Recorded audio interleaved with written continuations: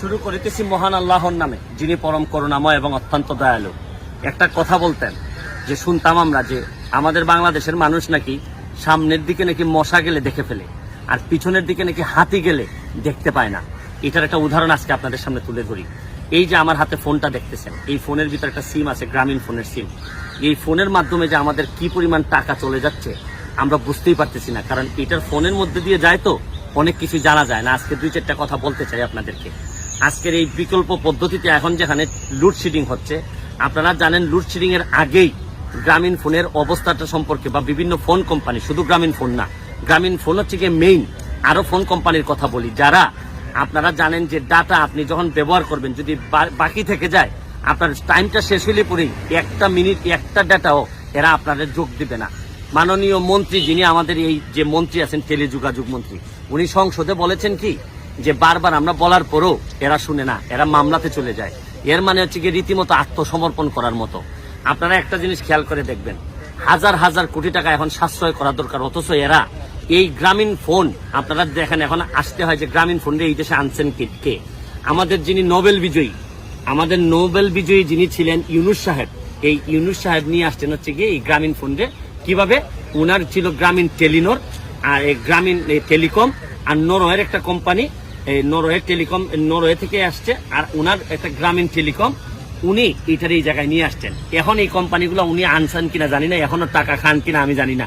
এই নোবেল বিজয়ী আমাদের এই বাংলাদেশে নোবেল বিজয়ী ভদ্রলোক যে কি করতেছেন, পদ্মা সেতুর বিরোধিতা তো করছেনই। এখন এই সময়ে যেখানে আমরা সবাই সাশ্রয়ী হইতেছি, এইখানে কোথাও দেখছেন যে একটা ডেটা যেটা আমরা এমবি কিনি, সাধারণ মানুষ যারা এমবি কিনে, তারা কখনো শুনছেন যে নির্দিষ্ট সময়ের মধ্যে এমবি থাকলে এটা ফেরত দেওয়া হয়? কখনো ফেরত দেওয়া হয় না। বারবার এই গ্রামীণ ফোনের ব্যাপারে মাননীয় মন্ত্রী বলেছেন সংসদে, মহান সংসদে বলেছেন যে এরা যে পরিমাণ তরঙ্গ কিনছে, এতে যে পরিমাণ নেট মোবাইল লাইন দেওয়ার দরকার, এর চেয়ে 3 গুণ বেশি লাইন দিয়ে দিছে। মানে মনে করেন গ্রামীণ ফোন যে তরঙ্গ কিনছে, তাতে যদি 30টা মোবাইল চলতে পারে, তারা 100টা মোবাইলে লাইন দিয়ে দিছে। যার কারণে দেখেন আপনারা ইদানিং ব্যবস্থা নেওয়া হয়েছে যে গ্রামীণ ফোন আর নতুন সিম বিক্রি করতে পারে না। আমি জানি না আপনারা জানেন কিনা, আমি সুপ্রিম কোর্টে দেখছি অ্যাপিলেট ডিভিশনে 12,000 কোটি টাকা দাবি সরকারের গ্রামীণ ফোনের কাছে, মাত্র 2,000 কোটি টাকা দিছে, 10,000 কোটি টাকা এখনো তো মামলাই পড়ে আছে, হাজার হাজার কোটি টাকা পিছন দিয়ে চলে যাচ্ছে। আমার কথা হচ্ছে, আমি আমার মাননীয় প্রধানমন্ত্রীর কাছে বলতে চাই, তাইলে এই যে আমাদের নোবেল বিজয়ী ইউনুস সাহেবের, এরা কি ভাব শিষ্য আমাদের বিটিআরসিতে? তারা কি কোনোভাবে এটা কন্ট্রোল করতে পারেন না?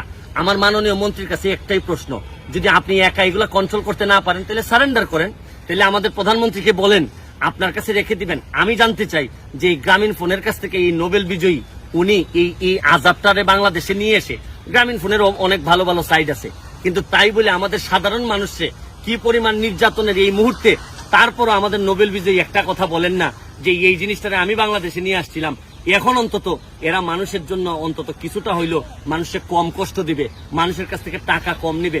হাজার হাজার কোটি টাকা বাকি রাখতেছে, বড় বড় আইনজীবী দিয়ে মামলা চালাচ্ছে যাতে টাকা দিতে না হয়। কারণ যেখানে হাজার হাজার কোটি টাকার খেলা, এখানে কে যে কখন বিক্রি হয়ে যাচ্ছে, এটা আমি আমার মাননীয় প্রধানমন্ত্রীর কাছে বিচার দিতে চাই। মাননীয় প্রধানমন্ত্রী, আপনি একটা তদন্ত করে দেখেন যে এই সব জিনিস নিয়ে মানুষ কথা বলতে পারে না, মানুষ জানে না এই ডাটা কি, মানুষ জানে না গ্রামীণ ফোনের পেছনে কি আছে, মানুষ জানে না এই ফোন কোম্পানিগুলা কিভাবে আমাদেরকে লুটপাট করতেছে।